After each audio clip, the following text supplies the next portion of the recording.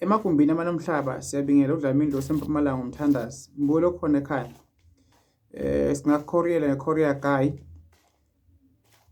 Nansi induku enamandla la. Uthandeka wenza ukuthi uthole umsebenzi, uthandwe ngabantu, ube nogazi, ube nenhlanhla zakho zivuleke, imali kuthanda. Mbulo khona ekhaya.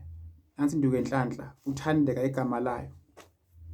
Uma uyidinga mbulo khona ekhaya, ungayithola ufike lapha ekhaya sokugeza ngayo, siye emfuleni sokugezela emfuleni, noma sikufaka esifuthweni, noma mbulo khona ekhaya. Sakukhoriyela mbulo khona ekhaya. Nangu uthandeka mbulo khona ekhaya. Uthandeka lo mbulo khona ekhaya ngowenhlanhla, ngowemali, ngokuthi ube nogazi, uthandwe ngabantu, uphumelele empilweni, zakho zihambe kahle zivuleke. Thandeka mbulo khona ekhaya uzokwenzela imanga. Ungawuthola mbulo khona ekhaya nawe sizwe ukuthi usawutholile ukwenzeleni. Awuphociwe ukuthi uthole ngenkani, kuba kuwe nje mbulo khona ekhaya uyawudinga nothandeka. Kuba kuvuleke impilo yakho, kuvuleke ezakho mbulo khona ekhaya inhlanhla, ivuleke imali, uvuleke umsebenzi, uthandwe ngabantu benogazi. Nangu uthandeka mbulo khona ekhaya sokuhlanganisiwe manje la. Ungawuthola whatever ala ukhona khona mbulo khona ekhaya. Nangu phela uyawuthola.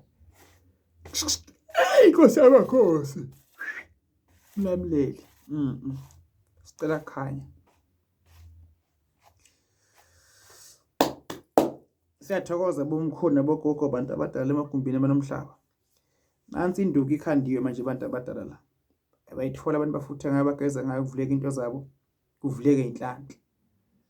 Yeah. Uthandeka lo. Ufuna uthole iSprite noma iFanta Orange. Mase kubiyela amanzi uje gco iFanta Orange noma iSprite bese uyakha lapha inkeshana nje uthi ufake phakathi uzokwazi ufuthe bese uyageza bese uyakhuluma mbulo khona ekhaya. Yabo sebakuthita la.